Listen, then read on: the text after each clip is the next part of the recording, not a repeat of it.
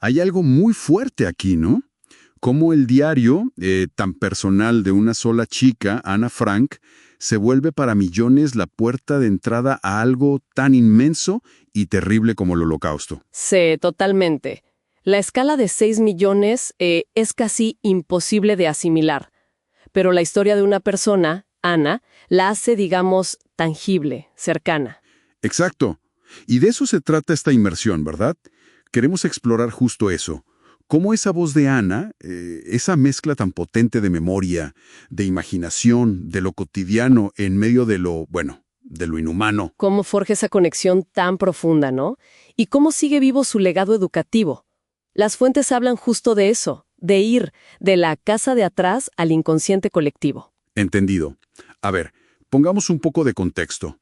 La familia Frank huye de Alemania a Ámsterdam en el 33. Ajá, buscando refugio. Pero claro, fue algo temporal. En 1940, Alemania invade los Países Bajos y la persecución, pues, se recrudece. Y el punto de quiebre llega en julio del 42. Una citación para Margot, la hermana mayor. Exacto. Y ahí ya no hay opción. Tienen que esconderse. Se mudan al Achterhaus, la famosa casa de atrás, ese anexo secreto detrás de la oficina de Otto Frank. Increíble. Y ahí, 8 personas. Los Frank, la familia Van Pels y Fritz Pfeffer. Vivieron ocultos 761 días. Imagínate, más de 2 años, dependiendo por completo de un grupo pequeño de protectores. Miep Gies, Jan Gies, Beb Voskuil, gente que les llevaba comida, noticias. Y esperanza, supongo, arriesgando sus propias vidas, claro. Una valentía tremenda. Pero bueno, la tragedia llegó igual. El 4 de agosto del 44, la policía nazi, aparentemente por un aviso, descubre la entrada. La famosa estantería giratoria. Esa misma, arrestan a los 8 escondidos y a 2 de sus protectores. Y aquí, las fuentes mencionan un debate interesante, ¿no? Por años se habló de traición, de una llamada anónima. Sí, esa fue la teoría dominante mucho tiempo. Pero investigaciones más recientes sugieren otra cosa. Quizá fue un descubrimiento accidental. ¿Accidental? ¿Cómo? Bueno, quizá durante una redada por trabajo ilegal o fraude de cupones en el mismo edificio. No necesariamente iban buscándolos a ellos. Ah, claro. Y eso cambia la perspectiva psicológica, ¿verdad? Totalmente. Culpar a un traidor es, digamos, más fácil de procesar. Tiene un responsable claro. Pero pensar en un fallo del sistema o en la colaboración local o simplemente en la mala suerte... Es más perturbador, sí. Enfrentar el azar. Exacto. Pero bueno, sea como sea, el final fue terrible. Deportación a Auschwitz, separación. Otto Frank, el padre, fue el único de los 8 que sobrevivió. ¡Qué duro!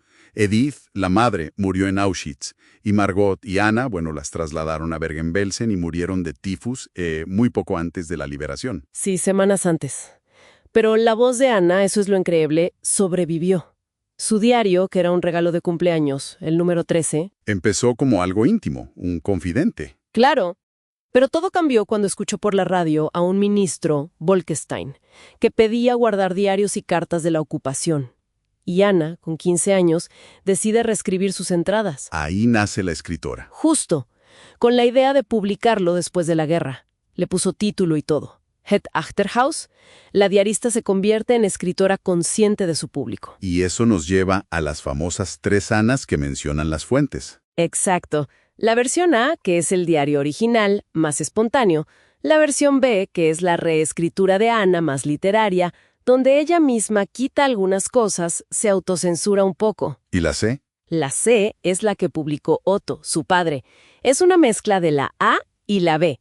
Otto reinsertó algunos de los dramas personales que Ana había quitado, pero suavizó críticas a sus padres, por ejemplo. Qué curioso, ¿no? Una ironía. Ana quería pulirlo, hacerlo más literario. Y Otto entendió que precisamente esa vulnerabilidad, esa crudeza adolescente, era el corazón del diario, su poder universal. Y bueno, no podemos olvidar a Miep Gies. Cierto, fundamental. Ella guardó los cuadernos. Sin leerlos, y cuando Otto volvió, se los dio diciendo: «Aquí está el legado de su hija». Una frase tremenda. Uf, sí. Y creo que ahí está la clave de por qué conecta tanto, ¿sabes? No es solo la víctima del Holocausto, es Ana, la adolescente. Exactamente. Con sus líos, sus sentimientos de soledad, la pelea con la madre, la relación con el padre que cambia, el descubrir su cuerpo, el primer amor con Peter Van Pels. Son cosas universales de crecer. Cualquiera puede reconocerse ahí. Claro, pero magnificadas por un contexto terrible. Entonces, al identificarte con esa chica normal, con sus problemas íntimos, te ves como que obligado a acompañarla en ese horror. La historia con mayúsculas se vuelve algo personal. Un duelo casi íntimo, decías. Vale, entiendo la conexión emocional. Pero, ¿y después?